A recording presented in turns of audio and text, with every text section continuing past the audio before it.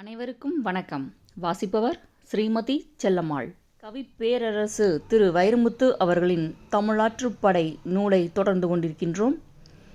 தமிழாற்றுப்படை நூலின் அத்தியாயம் ஔவையார். கிரேக்க, லத்தீன், ஆங்கில மொழிகளில் பாடல் புனைந்த ஒரு படைப்பாளி உலகம் முழுக்க அறியப்பட்டிருப்பதில் ஒரு வியப்பும் இல்லை. ஏனென்றால் உலகத்தின் விளிம்பு வரை சென்று விழுந்து வெளிச்சம் பரப்பிய மொழிகள் அவை. ஆனால் ஆட்சி அதிகாரத்தால் தன் எல்லைகளை நீட்டித்திராத தமிழ் மொழியில் எழுதப்பட்ட ஒரு பாட்டு வரி அமெரிக்க கல்வி நிறுவனம் ஒன்றின் நெற்றியில் வெற்றி திலகமாய் விளங்குகின்றது என்பது வியப்புக்கு உரியது. அமெரிக்க மெக்சிகன் நகரின் பிரிமாண்ட் அரசு பொது உயர்நிலைப் பள்ளியில்தான் அந்த வரி பொறிக்கப்பட்டிருக்கிறது. What we have learned is like a handful of earth. What we have yet to learn is like the whole world என்பதுதான் அந்த வாசகம். கற்றது கைமண் அளவு, கல்லாதது உலக அளவு என்பதுதான் அந்த முத்திரை வரியின் தமிழ் மூலம். அந்த வரியை வரைந்த தமிழ் ஞான பெருமாட்டிதான் ஔவையார்.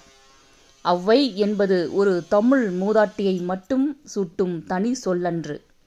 அறிவரத்திலும் துறவரத்திலும் முறை போகிய ஒரு மூதாட்டிக்கு தமிழ் சமூகம் வழங்கிய பட்டமென்றே அது சுட்டப்பெற வேண்டும்.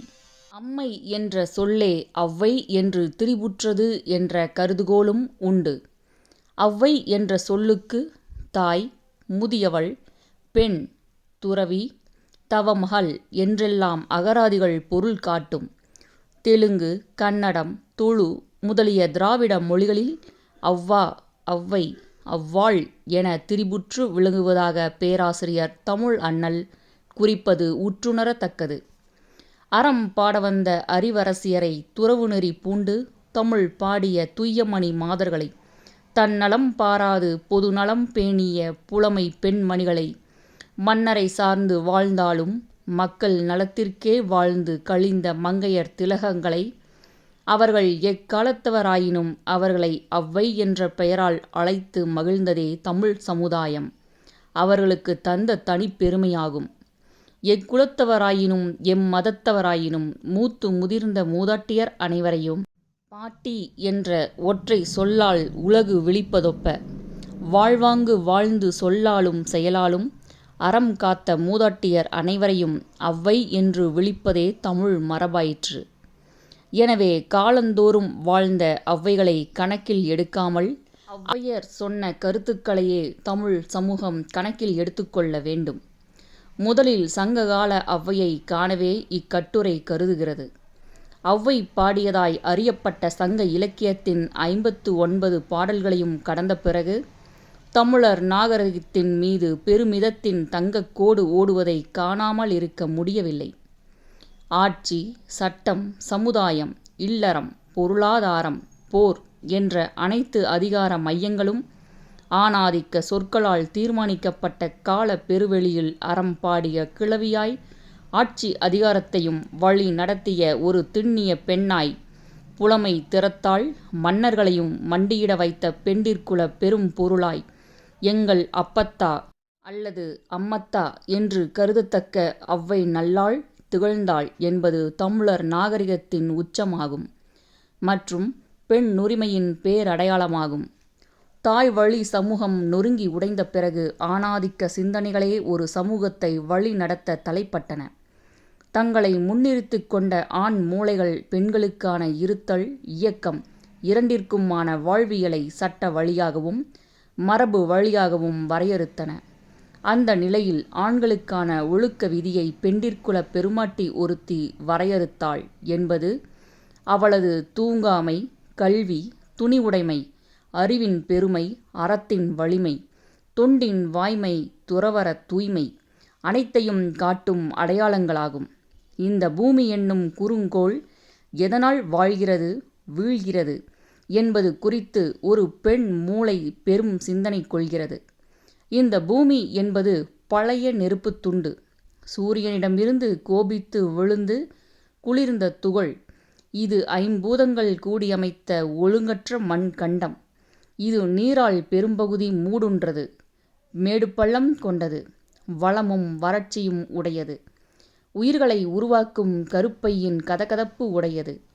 ஆனால் இயற்கையின் ஏவுதலால் இயங்குதலன்றி தனக்கென்று சொந்த மனம் இல்லாதது. நன்மைகளையும் தீமைகளையும் அது தீர்மானிப்பதில்லை. ஏனெனில் நன்மை தீமைகளை அது அறிவதில்லை.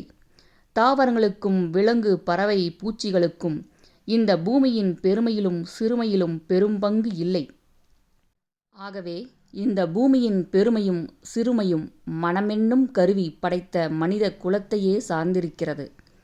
மண்ணின் குணம் மனிதருக்கு சார்வதை விடவும் மனிதனின் குணம் மண்ணை சார்கிறது. எனவே பாழ் நிலம் பால் நிலமாவதும் பால் நிலம் பாழ் நிலமாவதும் மனிதர்களின் வினை சார்ந்தே நிகழ்கிறது என்று கண்டு சொன்ன கவியரசி, அதிலும் குறிப்பாய் ஆடவரை சார்ந்தே அது நிகழ்கிறது என்றும் அழுத்திச் சொல்லி அதிர்ச்சியூட்டுகிறார். நாடோ காடோ மேடோ பள்ளமோ ஆடவர்கள் எங்கே நல்வினை புரிகிறார்களோ அவ்வழி சார்ந்தே இயங்குகிறது இந்நிலம் என்று ஞானப்பறை அறைகிறார். நாடா கொன்றோ காடா கொன்றோ அவளா கொன்றோ மிசையா கொன்றோ எவ்வழி நல்லவர் ஆடவர் அவ்வழி நல்லை வாழிய நிலனே என்பது ஔவை பாடிய புறப்பாட்டு. மொத்தம் இலக்கியம் மூவகை என்கிறது உலகத் திறனாய்வு. வட்டார இலக்கியம், சமகால இலக்கியம், உலக இலக்கியம் என்ற முப்பிரிவில் உலக இலக்கியத்திற்கு ஒரு தமிழ் கிழவி 2000 ஆண்டுகளுக்கு முன்பே இட்டுச் சென்ற காணிக்கை என்று கருத வேண்டும் இந்த புறப்பாட்டு புதையலை. சங்ககால ஔவையை வியந்து பார்ப்பதற்கு சில சிறந்த காரணங்கள் உண்டு. இலக்கியத்திற்கென்று விதிக்கப்பட்ட சில மரபுகளையும் மன்னரை சேர்ந்து ஒழுகுதல் என்ற இலக்கணங்களையும் உடைத்தெறிந்த புரட்சி கிழவியாக ஔவையை அறிய முடிகிறது. வீரத்தையும் காதலையும் வெளி இரண்டாய் கருதிய சங்ககால கருதுகோள் காதலை சொல்லும் மரபுக்கு மட்டும் பெண்களுக்கு கதவு சாத்தியிருந்தது. ஒரு பெண்ணின் காதலை சொல்லும் உரிமையும் பெருமையும் கூட ஆண் புலவர்களுக்கே வழங்கப்பட்டிருந்தது.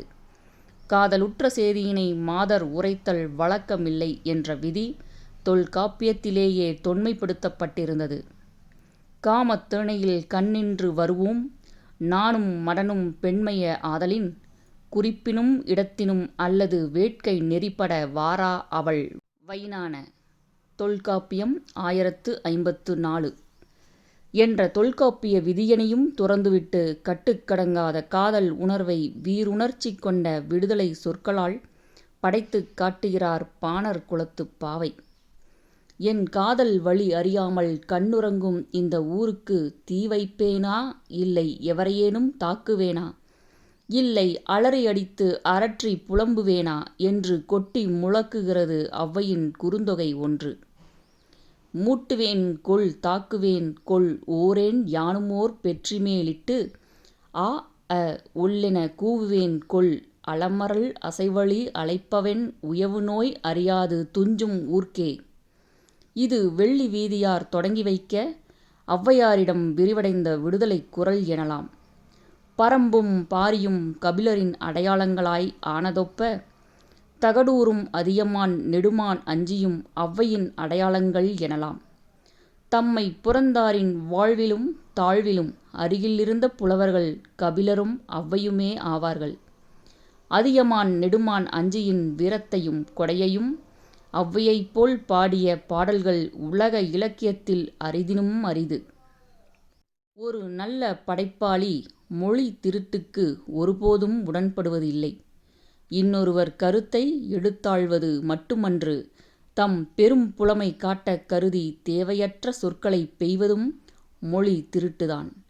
சித்திரத்தில் கற்பிக்கப்பட்ட ஔவையின் உடலிலும் உடைமையிலும் தேவையற்ற அணியோ பொருளோ இடம் பெறாதது போலவே அவர் பாடலிலும் பயனில சொல்லும் சொல்லேதும் இல்லை. நெடுமான் அஞ்சியின் அறம் பாட வந்த மாதரசி 3 வரிகளில் அவன் முழுவீரம் காட்டுகிறாள். நெடுமான் அஞ்சி நெடிதுயர்ந்த நெடு உடலோன் தாழ் தோயும் தடக்கையுடையோன். ஒரே நாளில் 8 தேர் இயற்றும் ஒரு தச்சன் ஒரு திங்கள் முயன்று ஒரே ஒரு சக்கரம் படைத்ததொப்ப வலிமையும் பொலிவும் வாய்ந்த வடிவுடையோன். அவன் வீரம் ததும்பி நிற்கும் போர் விரும்பி. அவன் போர்த்தினவு எத்தகையது என்பதை ஒரு நிகழ்வின் மீது நிலைநிறுத்துகிறாள் நெல்லிக்கனியாள். ஊர் பொதுவில் ஒரு மரத்தில் தன்னுமை என்ற இசைக்கருவி தொங்குவிடப்பட்டிருக்கிறது. விசிறி அடிக்கும் காற்று வந்து மோதுவதால் அதில் ஓசை எழுகிறது. அவ்வோசை கேட்ட கணமே போர் பறை முழங்கிற்றென்று புயம் புடைத்து போருக்கு ஆயத்தமாகிற தலைவனாம் அதியமான் நெடுமான் அஞ்சி. பொதுவில் தூங்கும் விசியுறு தன்னுமை வழிபொரு தென்கண் கேட்பின் அது போரென்னும் தலைவன். புறம் 89. உலகப் போர் இலக்கியங்களிலும் பேரிலக்கியங்களிலும் இதற்கு இணையான ஒரு வரி ஆளப்பட்டிருக்கிறதா என்று அறிவுலகம் சொன்னால் தமிழ் உலகம் மகிழும். அவன்தான் அந்த அதியமான் நெடுமான் அஞ்சிதான். சிறிய அளவில் கல்லிருந்தாலும் அதை ஔவைக்கு ஈந்தவன். பெரிய அளவில் கல்லிருந்தாலும் தமிழ் மூதாட்டியை உண்பித்துத் தான் உண்டவன். நீண்ட வாழ்வுக்கு நெல்லிக்கனி தந்தவன். அரந்தம் மணக்கும் கரம் கொண்டு ஔவையின் புலால் மணக்கும் தலை தடவியவன். அவன் களம் பட்டபோது ஔவை எழுதிய கையறு நிலை இருக்கிறதே, அதில் சொட்டும் அவலக் கண்ணீர் இருக்கிறதே, அது தகடூர் மலை கழுவி காடுகளை விளைவித்து காவிரியை குளிப்பாட்டி கடலை மூழ்கடித்துவிடும். எழுதுகிறாள் ஔவை என்னும் அற மூதாட்டி. அதியமான் மீது எய்யப்பட்ட வேல் அவன் மார்பை மட்டுமா துளைத்தது? இரவலர் கையேந்திய உன் களத்தை உடைத்து உன்களம் ஏந்திய கையை துளைத்து நற்கவி நவிலும் புலவர்களின் நாவிலும் அல்லவா சென்று தைத்துவிட்டது. அருந்தலை இரும்பாணர் அகன்மண்டை துளையுரியி இறப்போர் கையிலும் போகி புறப்போர் புன்கண் பாவை சோர அஞ்சொல் நுண் தேர்ச்சி புலவர் நாவில் சென்று வீழ்ந்தன்று அவன் அருநிறத்து இயங்கிய வேளே. புறம் 235. 2000 ஆண்டுகட்கு முன்னர் சிந்தப்பட்ட கண்ணீரை இப்போது கடன் வாங்கி அழுகின்றன நம் கண்கள். இப்படி ஒரு மன்னனுக்காக உதிர கண்ணீர் உகுத்தாலும் வாழ்நாள் எல்லாம் மன்னனையே சார்ந்திருந்தாலும் தன் மானத்தை ஒருபோதும் விட்டுவிடவில்லை தமிழ் கிழவி. ஏதேனும் ஒரு பொழுதில் தன் மானம் என்பது குன்றிமணி அளவு குன்றினாலும் அரசனையும் புறந்தள்ளும் ஆளுமை பண்பு புலமை திணிந்த புலவர்க்கு இருந்தது. ஔவையார் அவருள் தலையாயவர். அதியமான் அஞ்சியோடு ஔவைக்கு நேர்ந்த ஒரு தன்மான பிணக்கு அவரது மெய்முகத்தை மேம்படுத்தி காட்டுகிறது. என் புலமை போற்றப்படாத விடத்து வாழேன், புறம் போகிறேன். என் புலமையை நம்புகிறேன், புறப்படுகிறேன்.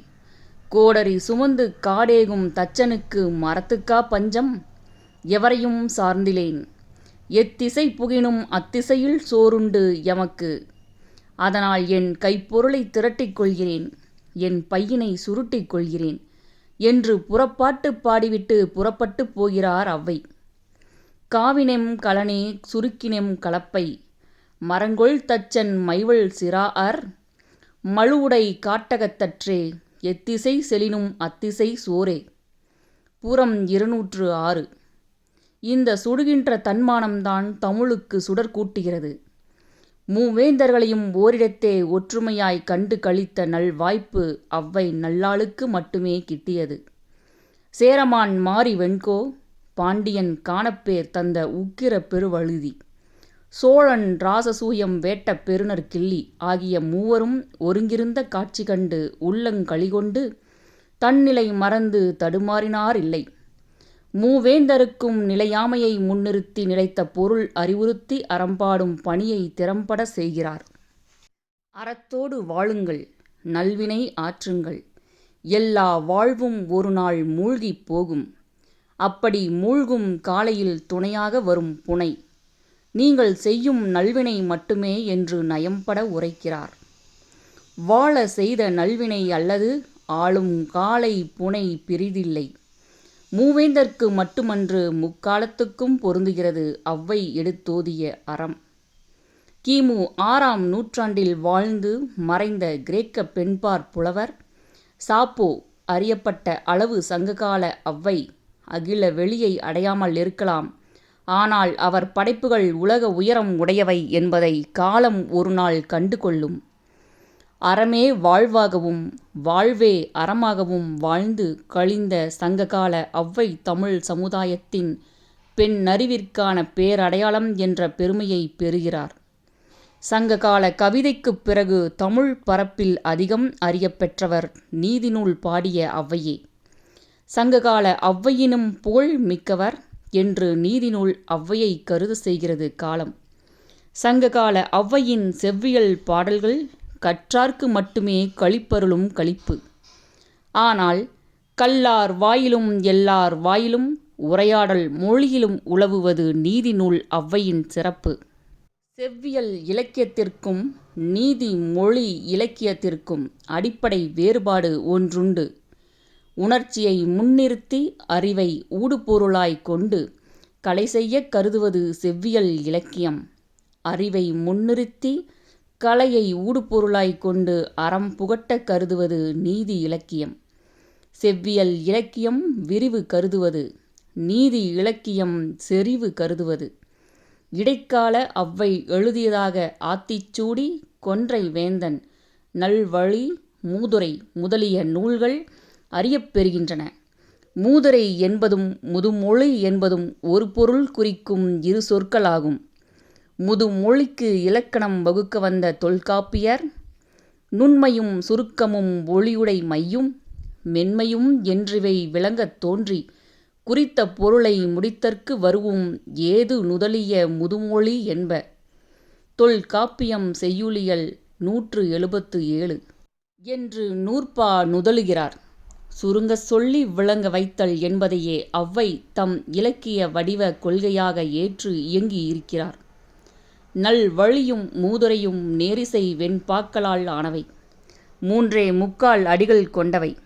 கொன்றை வேந்தன் இன்னும் சுருங்கியது. கிட்டாதாயின் வெட்டென மற, குற்றம் பார்க்கில் சுற்றம் இல்லை. சூதும் வாதும் வேதனை செய்யும், திரைக்கடல் ஓடியும் திரவியம் தேடு. இவ்வண்ணம் ஈரசை கொண்ட நாற்சீர்களால் இயன்ற ஓரடி உடையவை. அதனினும் சுருங்கிய வடிவம் உடையது கொன்றை வேந்தன். அறம் செய்ய விரும்பு, ஆறுவது சினம், நுண்மை நுகரேல், நோய்க்கிடங்கொடேல். இவ்வண்ணம் ஈரசை கொண்ட இரு சீரடியாகவே இயங்குவது. நீதி நூல் ஔவையின் முதல் வெற்றியே அவரது வடிவம்தான். விரிந்து விரிந்து சுருங்கிப் போவதுதான் இந்த பேரண்டத்தின் இயற்கை விதி. இயற்கையின் படிமையாய் விளங்கும் மனித வாழ்வுக்கும் இது நேரவே நேரும். மனித குலத்தின் இடம், பொருள், காலம், வெளி எல்லாமே சுருங்கும் இடத்து மொழியும் சுருங்காமல் என்ன செய்யும் என்று ஔவையின் மூளையில் பொறிதட்டியிருக்கலாம். அந்த தொலை நோக்கு சிந்தனையால் ஔவை இலக்கியம் சொற்றொடர்களை விட்டு சொற்களுக்குத் தாவியிருக்கலாம். அதனால் தான் நெஞ்சில் புரள்வதற்கும் நாவில் உருள்வதற்கும் ஔவையின் இலக்கிய வடிவம் ஏற்புடையதாகி விட்டது. ஔவையின் மொழி அழுத்தமானது. வாழ்வு குறித்த அசைக்க முடியாத வரையறைகள் வகுத்தது. வாழ்வு, இலக்கியம் என்ற இரண்டு வெளிகளிலும் கற்பு என்ற கருதுபொருள் காலந்தோறும் வழங்கப்பட்டும் வாதிக்கப்பட்டும் வந்திருக்கிறது, வருகிறது. ஆனால் வள்ளுவர் உள்ளிட்ட புலவர் பெருமக்கள் யாரும் கற்பு நிலை குறித்து சொல்லி சென்றார்களே அன்றி கற்பெனப்படுவது யாது என்று வரையறை வகுத்தார் இல்லை. அது ஒருவனுக்கு ஒருத்தி என்ற ஒழுக்க நிலை குறித்ததென்பார் சிலர். கற்பிக்கப்பட்டது கற்பென்று கொண்டு அது காரணப் பெயர் என்று கருதிப் போவார் சிலர். அது பெண்ணுக்கு மட்டுமான உடலறம் என்று ஒதுக்குவார் சிலர். ஆனால் இன்னதுதான் கற்பு என்று எழுதி சென்றார் எவருமிலர். ஔவை நல்லாள் ஒருத்தி மட்டும்தான் கற்பெனும் கருதுகோள் யாதென்று அஞ்சாமல் வரையறுத்தார். சொன்ன சொல் மாறாதிருத்தலும், கொடுத்த வாக்கு திரியாதிருத்தலும், நம்பிக்கை பிறழாதிருத்தலுமே கற்பென்று கண்டு கற்பெனப்படுவது சொற்றிரம் பாமை என்று வரையறுத்தார். இந்த வரையறை அறிவார்ந்தது, அகிலத்தன்மை மிக்கது, ஆண் பெண் இருவர்க்கும் பொதுவானது. அது மட்டுமன்று, குடும்பம், நிறுவனம், அரசு, ஆட்சி, வாழ்வு, வணிகம், ஊர், நாடு, கண்டம் என்று எந்த எல்லைக்கும் நீளத்தக்கது, நிலைப்புத்தன்மை உடையது. சங்ககால ஔவைக்கும் நீதி நூல் ஔவைக்கும் சில முரண்பாடுகள் உண்டு.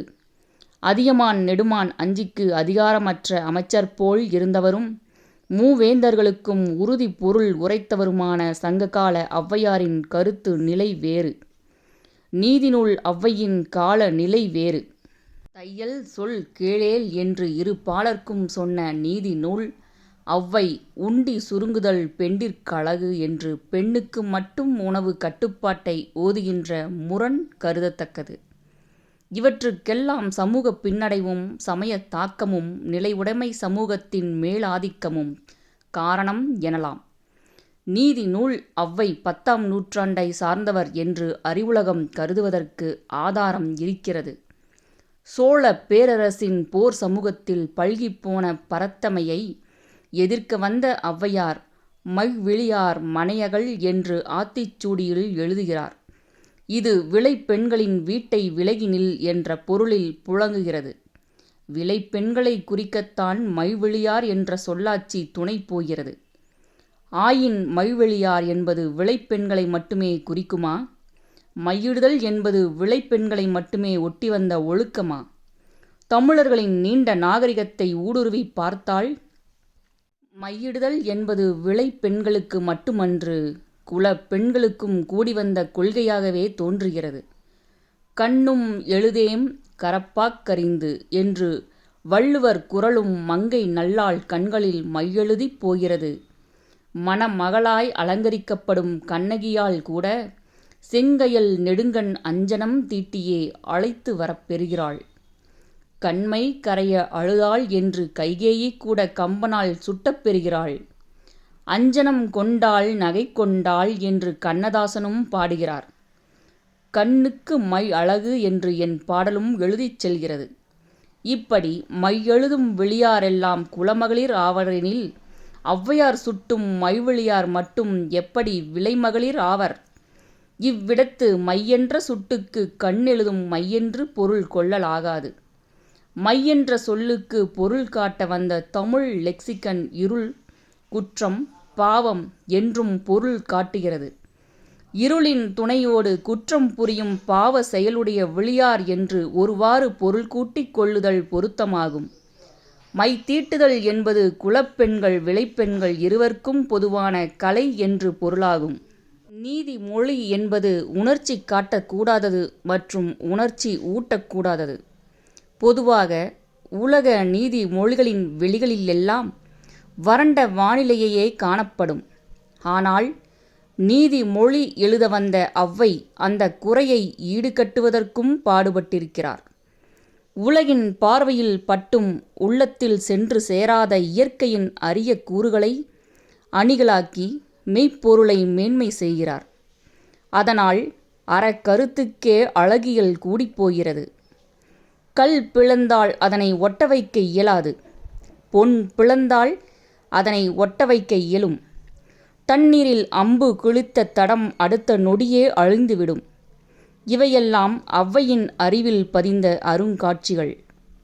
இவற்றை அறத்தோடு பொருத்துகிறது ஔவையின் பெரும் புலமை. கற்பிளவு சேராது கயவர் பிரிவைப் போல, பொற்பிளவு சேரும் உயர்ந்தோர் பிரிவைப் போல, தண்ணீரில் அம்பு கிழித்த வடு உடனே மறைவது போல சான்றோர் சினம் மாறிப் போகும். கற்பிளவோடு ஒப்பர் கயவர் கடுஞ்சினத்து பொற்பிளவோடு ஒப்பாரும் போல்வாரே விற்பிடித்து நீர்கிழிய எய்த வடுபோல மாறுமே சீரொழுகு சான்றோர் சினம். மூதுரை. இவ்வண்ணம் ஔவையின் மொழி உலகமெங்கும் அள்ளத் தொலையாத அருமைப்பாடுகள் தொட்ட விடமெல்லாம் கொட்டி கிடக்கின்றன. காலந்தோறும் தமிழர்களுக்கு ஔவை காதல் தீருவதில்லை.